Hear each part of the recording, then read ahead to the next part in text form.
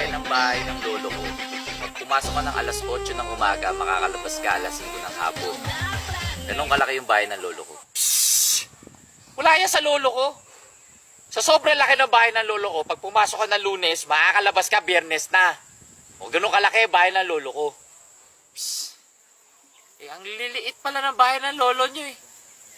Sa sobrang laki ng bahay ng lolo ko, pag pumasok ka ng 2015, makakalabas ka 2025 na. Ha? Ganun kalaki yung bahay ng lolo mo? Woo! O bakit? Saan ba nakatira lolo mo? Sa Bilibid.